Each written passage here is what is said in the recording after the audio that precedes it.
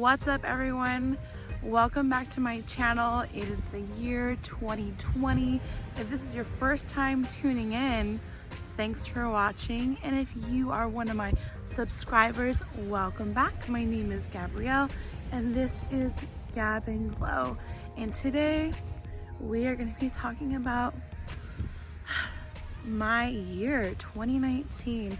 A lot of people did like a year in review of photos or 10 years in review of photos, and I kind of just wanted to do something different. I just wanted to talk about like my year and what's ahead and all of that. So I think I skipped a couple years, but usually on New Year's Day I like to come to the beach and journal like my reflections of the year, and then write down dreams and goals that I have for the year ahead. And so that's where I am here in Newport, California. So let's just get started. 2019, man, like it was a really good year. I feel like 2019 was my comeback year. 2018 was, you know, all of my surgeries and cancer and just healing from different heartbreaking situations, and I didn't vlog a lot. I wasn't on social media a whole lot, and this year was the year that I made my comeback in like so many different areas of my life, and I'm super thankful. And if you've been following me for a while, like you'll know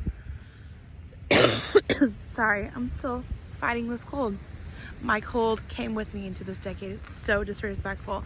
But if you've been following me, you know that like last summer I was on mission. And so to kind of recap my year, the beginning of 2019, I knew I was being sent out to Ukraine and to Mexico City. And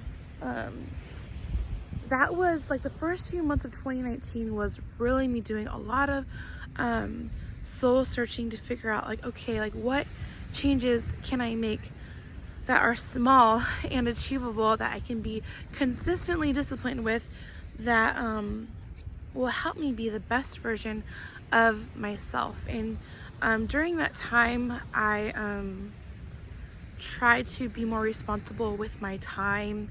I was more responsible with my time than I was before. I read my Bible and was more intentional about spending time in the Word and in prayer. And God showed me a lot of really cool things during that time, just about who I am in Him and how I've grown in areas that I still needed to grow in. And during that time was when I was like revving up to start my vlogs back again. And so I went on this journey of being on mission to love, and it wasn't just about, you know, going to different parts of the world to love on other people.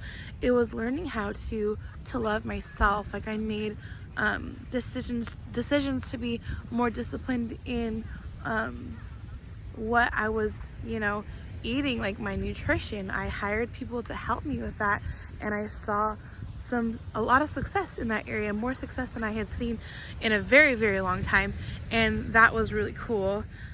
So from like January to June when I left, I was very committed and consumed with just being my best self for when God was going to send me out, because I understood just the weight and the blessing that the opportunity was for me to be sent out to these places. And I know I've talked a little bit about actually I don't think I've talked a little bit about Ukraine or Mexico on my vlogs. I've just kind of shared in posts, and in my vlogs it was more like little clips of what had happened. But Ukraine was amazing.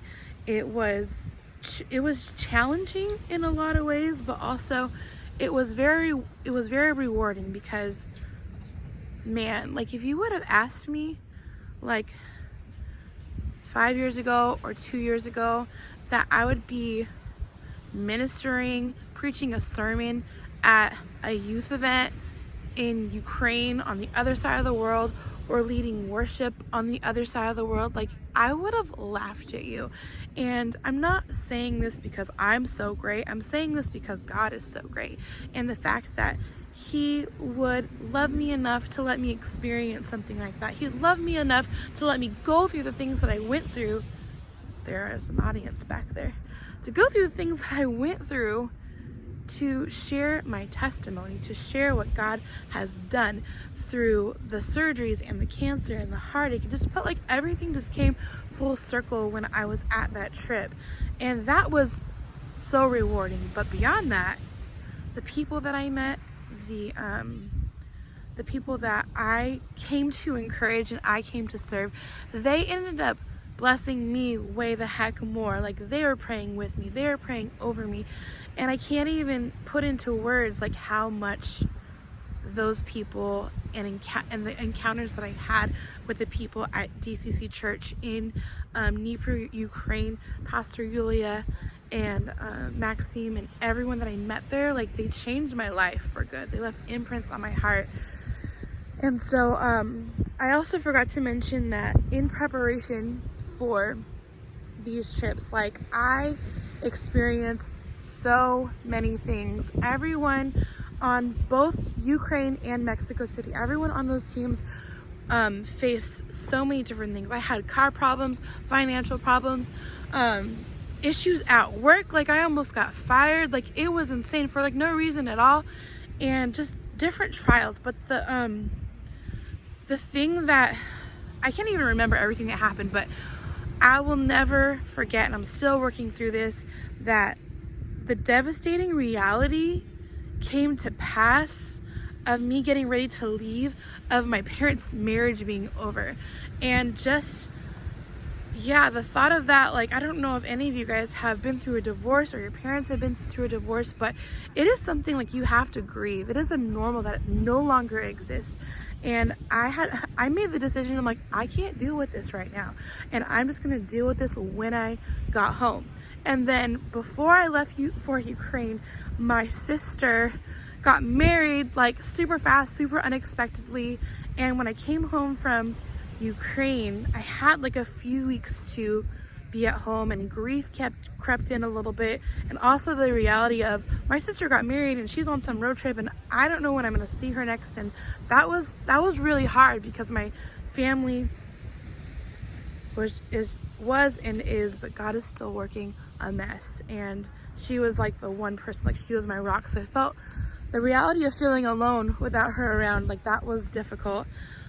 But I didn't have too much time to focus on that, because I had to get ready for Mexico. And I was given the opportunity, along with my friend Keisha, who was also on our team, to put on a beauty workshop for the women in Mexico City. And I know I have not shared about this that much, because what God did during that time, it is just like beyond words. Like, it's so overwhelming for me to even like think about it or process it. But I got to do what I was created to do. I talked about beauty, but like what beauty really is beauty is the way that God sees us. It's who He's created us to be, and knowing our worth and value in that.